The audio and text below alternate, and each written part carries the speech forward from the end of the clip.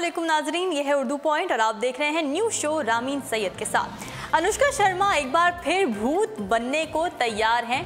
नई बॉलीवुड फिल्म परी में भूत का किरदार अदा करेंगी। कई फिल्मों में मुनफरिद किरदार अदा करने वाली बॉलीवुड की खूबरू अदाकारा अनुष्का शर्मा नई बॉलीवुड फिल्म में अब एक बार फिर भूत का किरदार अदा करने जा रही हैं, जिसका नया पोस्टर जारी कर दिया गया है।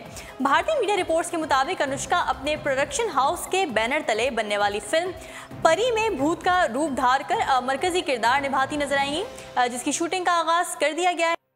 पुरुष राय की हिदायतकारी में बनने वाली इस फिल्म में अनुष्का के अलावा प्रमराता चटर्जी भी कास्ट का हिस्सा हैं। इस फिल्म की शूटिंग कोलकाता और मुंबई में की गई है। वाज़ेह रहे कि ये फिल्म परी अगले साल 9 फरवरी को रिलीज की जाएगी। जी नाजरीन, अमरीका लॉस एंजलिस में रूसी जोड़े ने शादी की तकरीब को यादगार बनाने के लिए $1 करोड़ यानी 1 अरब पाकिस्तानी रुपए खर्च कर दिए। दुनिया के महंगे तरीन शादियों में से एक शादी लॉस एंजलिस में देखने में आई, जहां रूसी अरबपति एलेड ओस्मानोव के 22 साला बेटी लॉलिता ओस्माना की शादी 29 साला गेसिर ओबडिलियन से शादी का इनेकाद लॉस एंजलिस के डॉल्बी थिएटर में किया गया, जहां ऑस्कर अवार्ड्स का मेला सजता है। शादी की ये तकरीब ऑस्कर अवार्ड से ज़्यादा पुरतायुश थी, जिसमें सिर्फ फूलों की सजावट पर $5 लाख खर्च कर दिए गए। मेहमानों का इस्तकबाल वॉटल के बजाने वालों ने किया। हॉल की डेकोरेशन भी देखने से ताल्लुक़ रखती थी। मेन्यू की छत लातादाद रोशनियों से जगमगा रही थी, जबकि मेहमान नाम भी सितारों की शक्ल में लिखे गए थे। दुल्हन की आमद भी कमाल की थी। लाखों डॉलर्स का दुल्हन का रूसी लिबास लोगों की निगाहें खैरा कर रहा था। खाना भी अनोखे अंदाज से पेश किया गया। मीठे के लिए खुसूसी खिलौना ट्रेन तैयार की गई और इस तकरीब के लिए एक 10 तहों पर मुश्तमिल उरूसी केक तैयार किया गया था, जिस पर तलाई वर्क चढ़ाए गए थे। लेडी गागा की शिरकत भी मेहमानों के लिए इस तकरीब का बड़ा सरप्राइज था। ये आपको इसकी कुछ झलकियां दिखाते हैं।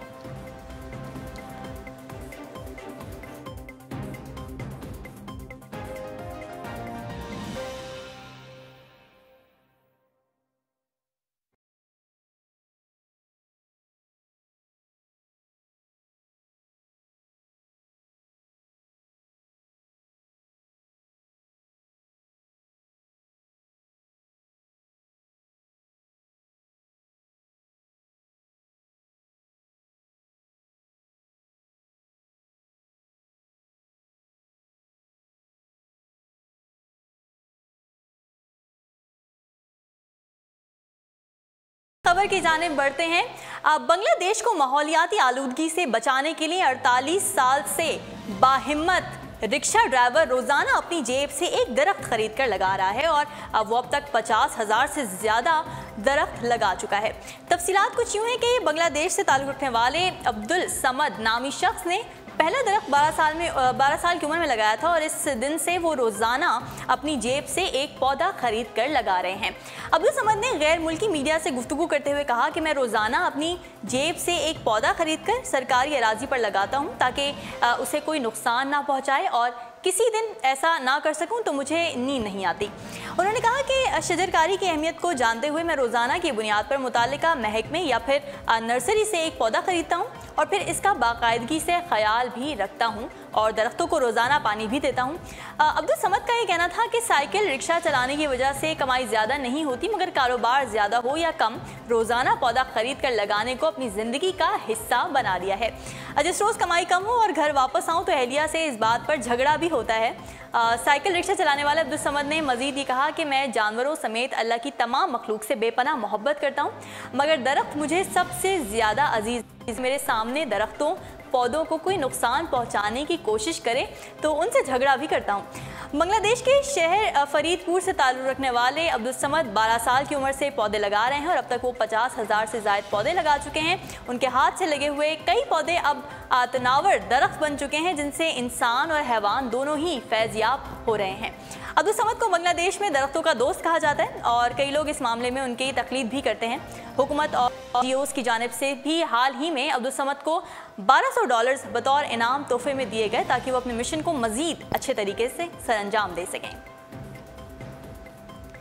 जी नाजरीन, आपने बेशुमार ऐसे स्विमिंग पूल्स देखे होंगे जो अपने महल वकू या तर्ज तामीर की वजह से नहायत खूबसूरत मालूम होते हैं। उनमें से कुछ नहायत ख़तरनाक अंदाज में भी तामीर किए जाते हैं, लेकिन जिस स्विमिंग पूल के बारे में आज मैं आपको बताने जा रही हूँ, इसमें तैराकी के लिए नहायत हौसले और जुर्रत की ज़रूरत है।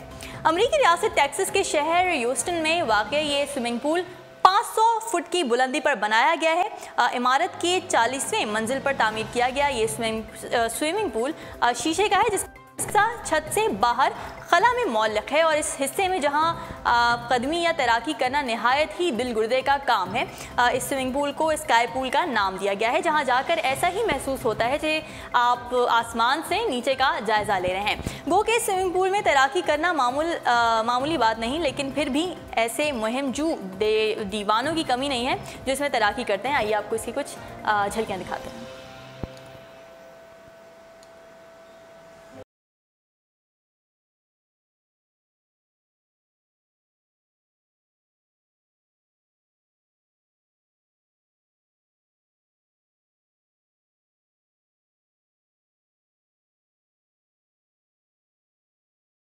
जी नाज़रीन, अगली खबर मेरे पास मौजूद है खलाओं से। हम में से अक्सर अफराद को चांद या बादलों में मुख्तलिफ अशकाल दिखाई देती हैं, लेकिन अब मरीख पर चेहरे दिखाई देने लगे हैं जो सिर्फ आम अफराद को ही नहीं बल्कि साइंसदानों को भी नजर आ रहे हैं। सन 2001 में नासा की जानिब से खींची जाने वाली मरीख की तस्वीर की मजीद नई और बेहतर तकनीक से जांच की गई और साइंसदान मरीख की सतह पर एक अजीब व गरीब सा चेहरा देखकर हैरान रह गए हैं। नासा ने इस बात की वजाहत नहीं की कि वो क्या जुग्राफियाई अवामिल थे जिनके बायस मरीख की ज़मीन पर यह चेहरा बन गया है। इस मौके पर नासा ने मरीख से मज़ीद तस्वीर भी जारी की हैं जो आप अपनी स्क्रीन पर देख सकेंगे।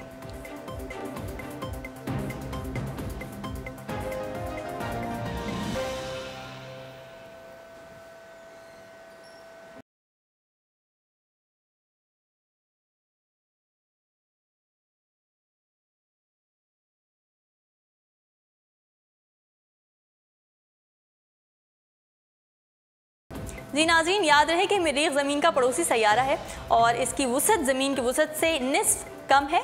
मरीख को सुर्ख सैयारा भी कहा जाता है। अच्छा नाज़रीन, हमारी ज़िंदगी के मसरूफ़ तरीन मामूलात हमारे दिमाग को उलझा कर रख देते हैं और हम ज़हनी तौर पर थकावट महसूस करने लगते हैं। बहुत से काम, घर और बाहर की बहुत सी जिम्मेदारियाँ, अहले खाना की ज़रूरियात को याद रखना और उन्हें पूरा करना, इसके साथ साथ स्मार्टफोन्स में सोशल मीडिया का इस्तेमाल और उनके ज़रिए दोस्तों से जुड़े रहना, ये सब हमारे दिमाग पर इजाफी बोझ डालता है, जिससे हमारे दिमाग की कारकर्दगी आहिस्ता आहिस्ता कम होने लगती है। इसके साथ साथ बढ़ती उम्र, तवील अरसे तक यकसां मामूलात सर अंजाम देना और उनमें कोई तब्दीली ना करना भी दिमाग की कारकर्दगी को मुतासिर करता है। ऐसी सूरत हाल में हम मामूली चीज़ें भूलने लगते हैं और हम बेहतरीन दिमागी कारकर्दगी का मुजाहरा नहीं कर पाते और बाज़ औक़ात हमें सोचने, समझने और फ़ैसला करने में भी मुश्किल पेश आ रही होती है। ताहम इस सूरत हाल को मखसूस वर्जिशों और ग़िज़ाओं से कंट्रोल किया जा सकता है। यहाँ आपको कुछ ऐसी ग़िज़ाएँ बताऊँगी जो आपकी दिमागी कारकर्दगी को बेहतर बनाने में मावन साबित होगी। सबसे पहले आती है मछली। दिमाग के लिए सबसे बेहतरीन ग़िज़ा मछली है। हफ्ते में 2 बार मछली खाना आपकी जिस्मानी और दिमागी सेहत के लिए बेहतरीन है। इसके अलावा खुश्क मेवाजात भी दिमागी सलाहियत में इजाफा करते हैं। ये चिकनाई से भरपूर होते हैं, लिहाजा उनका मामूली मिकदार में इस्तेमाल किया जाए, अलबत्ता रोज़ाना इस्तेमाल ज़रूरी है। अगली आती है चॉकलेट के फ़वाइद में से एक फ़ायदा दिमागी सलाहियत को बढ़ाना भी है। अमेरिका में की जाने वाली एक तहकीक के मुताबिक रोज़ाना नाश्ते में या दिन के आगाज़ में चॉकलेट खाना दिमागी कारकर्दगी में इजाफा करता है और आप अपना काम बेहतर तौर पर सर अंजाम दे सकते हैं। लेकिन बहुत ज़्यादा चॉकलेट मोटापे का सबब भी बन सकती है, लिहाजा इसे सिर्फ सुबह के वक्त और थोड़ी मकदार में खाया जाए। इसकी वजह यह है कि सुबह के वक्त खाए जाने जिस्म के बजाय दिमाग को तवानाई पहुंचाती है और जुज़ू बदन होकर मोटापे का सबब नहीं बनती। अगली बारी है बेरीज़ की। मुख्तलिफ इक़साम की बेरीज़ जैसे ब्लूबेरीज़, स्ट्रॉबेरीज़ में मौजूद एंटीऑक्सीडेंट्स दिमागी सेहत को बेहतर बनाती है और मुख्तलिफ उमूर पर मरकूज़ करने में मदद देती है। नाज़रीन, नाश्ता कभी ना छोड़ें। दिमाग को चाको चौबंद रखने के लिए नाश्ता सबसे ज़्यादा ज़रूरी है। नाश्ता छोड़ देना और तवील अरसे तक इस मामूल पर कारबंद रहना दिमाग को नाकाबिल तलाफ़ी नुकसान पहुँचाता है। याद रखें कि 8 घंटे की नींद के बाद हमारा दिमाग सुस्त हो जाता है और इसे फ़ौरी तौर पर तवानाई की ज़रूरत होती है। ऐसे में ग़िज़ाइयत से भरपूर नाश्ता हमारे दिमाग को तवानाई पहुँचाता है और हम जहनी तौर पर बहुत फ़ाल हो जाते हैं। इसके अलावा नाश्ता वज़न में कमी का सबब भी बनता है, क्योंकि नाश्ता करने के बाद हम दिन भर एक मामूल के मुताबिक खाते पीते हैं। इसके बाद आती है मुतवाज़न ग़िज़ा। ग़िज़ाओं के अलावा रोज़ाना मुतवाज़न ग़िज़ा का इस्तेमाल करें। दूध, दही, अंडे, सब्ज़ियों, गोश्त और फलों को अपनी ग़िज़ा का हिस्सा बनाएं। जंक फूड और बाहर के खानों से परहेज़ करें, जो कि काफ़ी मुश्किल काम होता है। मुतवाज़न ग़िज़ा जिस्मानी और ज़हनी सेहत को बेहतरी के लिए ज़रूरी है और दुआ करें कि ये तमाम चीज़ें अपनाने की अल्लाह ताला मुझे भी तौफ़ीक़ दे। नाज़रीन, उर्दू पॉइंट्स अब तक के लिए इतना ही। मज़ीद ख़बरों और अपडेट्स के लिए आप विज़िट करते रहिए हमारी वेबसाइट www.urdupoint.com। फ़िलहाल रामीन सैयद को दीजिए इजाज़त। अल्लाह हाफ़िज़।